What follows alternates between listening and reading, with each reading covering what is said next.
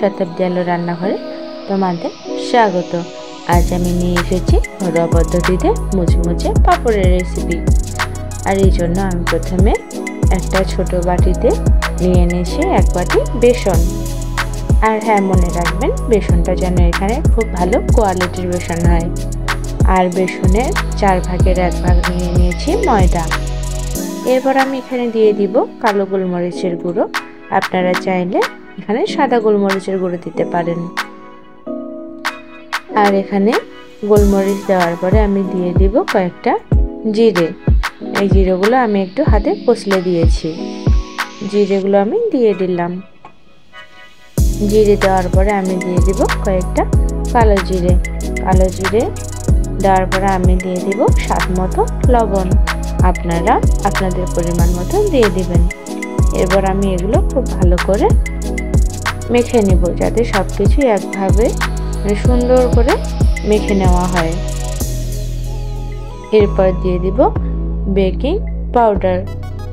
এই বেকিং পাউডারটাও আমি পরিমাণ মতোই দিয়ে দিব, খুব বেশি দিব না, খুব কমও দিব না। বেকিং পাউডারটা দেওয়ার পরে আমি আবার এগুলো নেড়ে নিচ্ছি। আর আমি এরপর দিয়ে দিচ্ছি সামান্য পরিমাণ তেল। বেশি তেল দেওয়ার দরকার নেই, সামান্য পরিমাণ তেল দিলেই হয়ে যাবে। আর আমি এখানে সাদা তেল ব্যবহার করছি, আপনারা চাইলে সরিষার তেলও ব্যবহার করতে পারেন। তেলটা দেওয়ার পরে আমি আরেকবার নেড়ে নিচ্ছি। খুব ভালোভাবে তেলটাও যেন সবখানে মিক্সড হয়ে যায়, সেভাবে নেড়ে নিচ্ছি।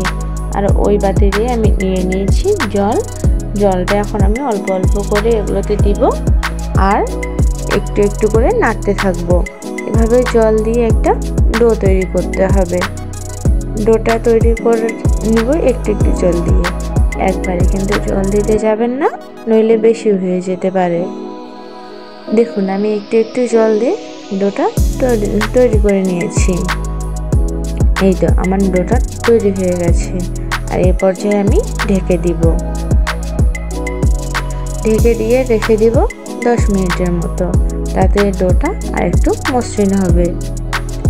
দেখুন 10 মিনিট পর আমি এসে গেলাম, ঢাকনাটা উঠিয়ে নিলাম।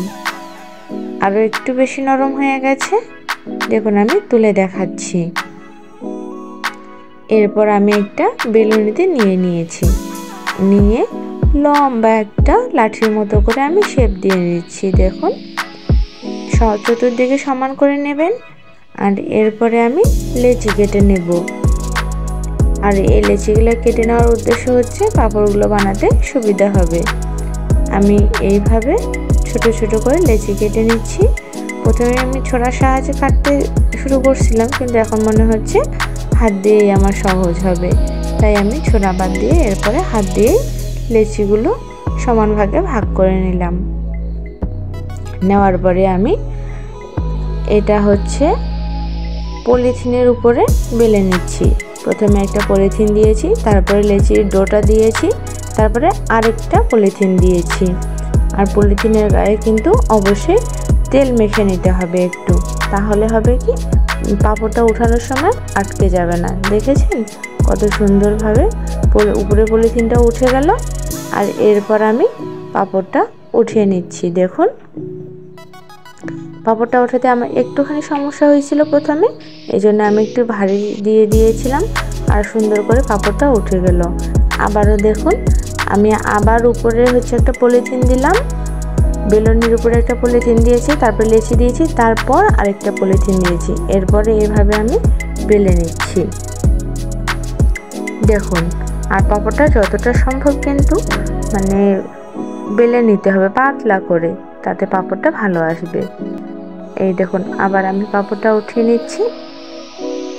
আপনারা এখানে তেল ব্রাশ করেও ডলতে পারেন। আবার হচ্ছে ওই যে অনেকে আছে না, যে হচ্ছে আটা দিয়ে আপনার লুচি বেলে বা রুটি বেলে, ওইভাবে এখানে বেসন ব্যবহার করেও আপনারা ডলে নিতে পারেন।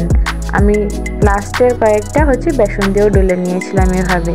দেখুন এভাবে আমি বেশ কয়েকটা আপনাদের পাঁপড় বেলে দেখালাম আপনাদের সুবিধার্থে।